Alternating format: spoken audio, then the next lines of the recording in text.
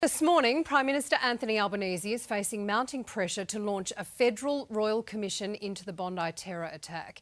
The opposition claiming this could and should be done before Christmas. For more, we're joined by opposition leader Susan Lee, live from Albury. Good morning, Susan. Now, the Prime Minister says Good morning, Sam. A national royal commission would delay action. He is still resisting. You are demanding he launch one before Christmas. Obviously, that's not going to happen. Tomorrow's Christmas Eve. Is it actually feasible, or are you setting the government up to fail here?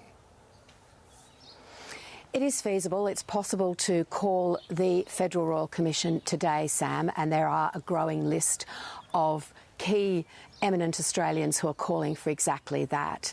This is so important for the community, not just at Bondi, not just Jewish Australians, but Australians across the country. It's taken the Prime Minister 8 days to say the word sorry.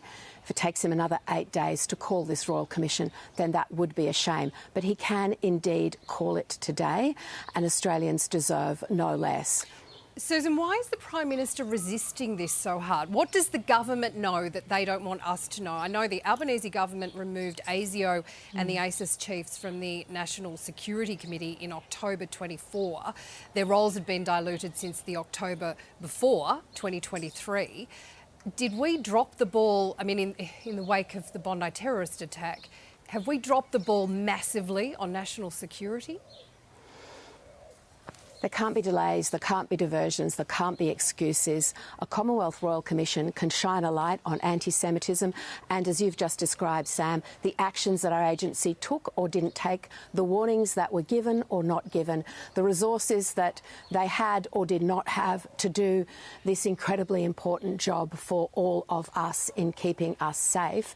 And this Royal Commission is about truth, accountability and keeping us safe. So it is the answer, and I invited the Prime Minister to sit down with us and talk about our comprehensive package that we put forward a few days ago. I invited the Prime Minister to discuss the recall of Parliament.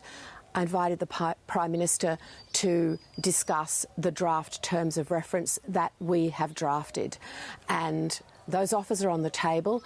It isn't too late to make this announcement before Christmas. And having spent much of the last 8 days in Bondi with the community, crying with them on the street, in their synagogues, at the funerals and at the very moving vigils down at the pavilion, this feeling is very, very strong. And I know, Sam, to be there on Sunday night and to have 15,000 to 20,000 Australians just coming to show their solidarity, and to have the leadership on that night calling for this Royal Commission, I think it got the biggest cheer of the evening.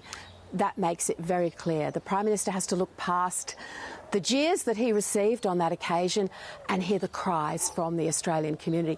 Well, and he has to put his pride aside. That's leadership, isn't it? Ignoring the jeers when you're the Prime Minister and going ahead with what's right for the country. But we've been running this morning during our news. You criticised Foreign Minister Penny Wong yesterday for her handling of the tragedy. She has been nowhere near Bondi this week. Our Foreign Minister should have been down there. And I noticed you got... I mean, we're all emotional post-Bondi, but you got extremely emotional about that. I make no apology for my passion on that occasion and my ongoing passion for Australians, for Jewish Australians, and for this hideous act of terrorism, the worst act of terrorism on Australian soil. I've been down there. The Prime Minister has hardly been there. Penny Wong has not been there at all, and her calls to take the temperature down were totally inappropriate. We have had royal commissions in this country into, just to name a few, pink bats, banking, robo-debt, aged care. The Prime Minister resisting a royal commission into this, the deadliest terrorist attack in our history. What does the opposition do next? I guess Anthony Albanese is hoping that some of the heat, the emotion will come out of this over Christmas when everyone goes away on holidays, and that in 2026 we may forget. I doubt we will. What does the opposition do next to push this? I will keep standing up, my team will keep standing up for this community and for the right course of action over Christmas, through summer, through the weeks and months ahead. I will continue to call for Parliament to be recalled. It's not just the Royal Commission, it's the comprehensive package that we put forward. It's stronger terror laws. It's making it very clear that radical Islam has no place in this country or in our migration program. It's supporting everyone everywhere to stand up against anti-Semitism, this creeping tide that has risen across this country over the last 2 years. It has got much worse since October the 7th. And I'm not going to take a backward step, Sam, when I see children going to school behind locked gates and armed guards, when I hear of families unable to walk to the synagogue to worship, showing the signs of their faith, when I talk to university students who've been cursed and spat at in the quadrangle just because they are Jewish. We know that anti-Semitism is something that we have to shine a light on in every corner of this country, and so we will continue to stand up. This is just too important, and I want to reassure the Jewish community, as I have this week, that we are there for them and that all of Australia is there for them. Yes, absolutely. All of Australia is definitely there for them. Susan Lee, we thank you for your time this morning, and I want to wish you, in light of how traumatised and sad we all are in the last week, but I do wish you a happy Christmas. Thank you. Thank you, Sam. And you know my part of the world very well, so I hope, and I know you'll join me in making sure that you tell people to drive so safely on our roads this Christmas. Drive safely, and I hope for some rain for the Riverina as well, a Christmas miracle. Chilling new details emerge about the Bondi terror attack. The federal government is facing increased pressure over their response to the tragedy. Yeah, Deputy Prime Minister and Defence Minister Richard Marles joins us now live from Geelong. Minister, the government has so far rejected calls for a federal royal commission. Is the PM playing politics when it comes to taking action?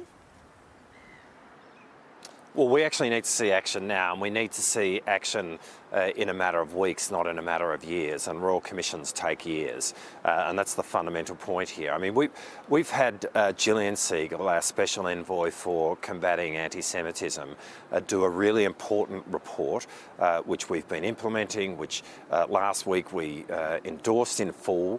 We're in the process of putting forward new extensions to hate speech legislation, which will go after hate preachers, those who seek to incite others to engage in hate, and we want to do that in a matter of weeks. Royal commissions take years, and it will traverse the same ground that Gillian Siegel has already undertaken. And it's important to understand that Australians want more from this. We want to know how this happened, and we in the wake of this absolute tragedy, we want to know at the crux of this, how did the father of someone who was on an ASIO watch list legally own 6 high-powered rifles? And we need transparency on that, which a Royal Commission would bring, and we need it quickly. Royal Commissions won't deliver anything quickly. I mean, Royal Commissions take years, and that is exactly the point here. And so in relation to those operational issues, you're right, we need answers in respect of them, and that's why we're engaging Dennis Richardson, who to pursue a task force here to give answers to this in a matter of months, not years, and there will be a public version of that report. I mean, there'll be matters that are classified, which will need to be made classified. That would be the case in a Royal Commission as well. But we need to get to the answers here quickly. We can't afford to wait around years, which is what a Royal Commission would take. New South Wales Government will walk down the path of a Royal Commission, and that's fine, and we'll obviously cooperate with that completely. But we need the answers to these questions as quickly as possible. But that's what Dennis Richardson will do in respect to the matters that you've raised. A state Royal Commission wouldn't have the same access that a federal one would to ASIO. Well, we'll cooperate with the State Royal Commission, but the point here, and it goes to the very terms in which you ask the question. We need the answers to this quickly, and Royal Commissions are not set up to do things quickly. Royal Commissions take years. That's the nature of Royal Commissions, and that's why we want to move on this now. And so this is actually about trying to get to the answers as quickly as possible, but more to the point, making sure that having got answers, and in respect of a whole lot of this, we already have answers in relation to what we need to be doing right now in respect of anti-Semitism, which is part of the context of this, obviously, and we need to be acting on that now. And in relation to those operational matters, we believe we can get those answers quickly in a matter of months so that we can act on them quickly. And that is the focus of what we're doing here, and that's why we're moving down the path that we've chosen. Well, you attended the vigil in Bondi on Sunday alongside the Prime Minister Anthony Albanese, and he was obviously booed by crowds upon his arrival. Can you understand the community's anger towards the government?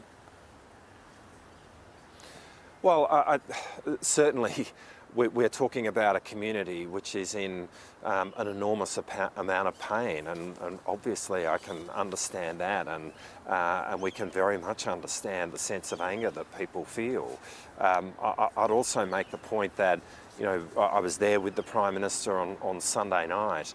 I mean, the focus that we had, both the Prime Minister, myself, but indeed I think everyone who was there, was on the very moving event that occurred, and the incredible way in which the lives of those who were lost was commemorated.